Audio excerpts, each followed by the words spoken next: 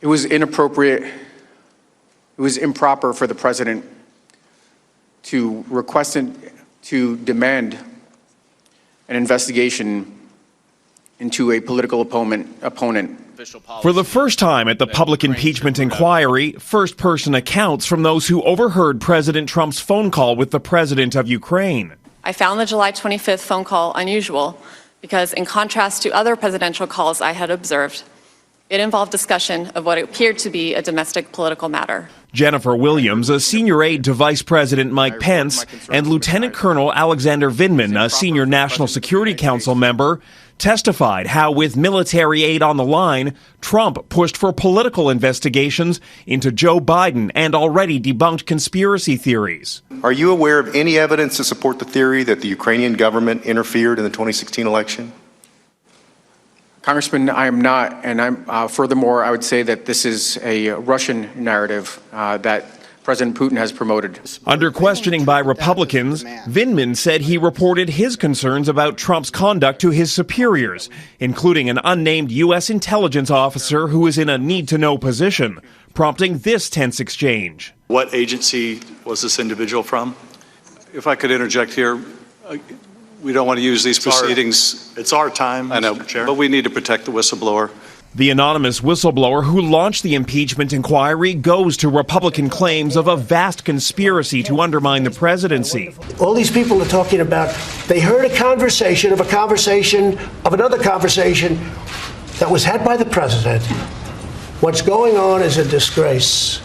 And it's an embarrassment to our nation. I'd call myself never partisan. Facing attacks over his loyalty, Vindman testified he came forward out of a sense of duty. This is America.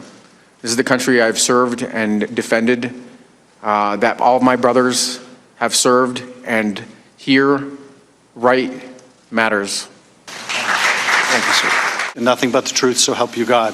Later, the inquiry heard from the first two witnesses called by Republicans, Kurt Volker, former special envoy to Ukraine, and Tim Morrison, a former National Security Council official. I feared at the time of the call on July 25th how its disclosure would play in Washington's political climate. My fears have been realized. In a sharp about-face, Volker revised his earlier closed-door testimony to admit he did, in fact, have concerns when he first heard about the pressure placed on Ukraine for investigations, but claimed to be in the dark for other crucial moments. Notably, he joined the morning's witnesses in defending former Vice President Joe Biden. But the accusation that Vice President Biden acted inappropriately did not seem at all credible to me. Much of the day's testimony focused on Trump's personal lawyer, Rudy Giuliani, and his efforts to push those conspiracy theories about Biden in the 2016 election. But the day's testimony also made it clear President Trump was fully active in demanding those investigations because he believed the theories Giuliani was pushing. Robin? Jackson, how did the White House respond to all of this today? Well, at one point, the White House actually tweeted out an attack on Lieutenant Colonel Vindman from the official government account. Now, keep in mind, Vindman is still an active White House employee. He's actually under protection by the U.S. military because of threats. Jennifer Williams also testified about coming under previous attack in Trump's tweets earlier this week, saying she was surprised to be called out by name by the president. Robin. Jackson Proskow in Washington.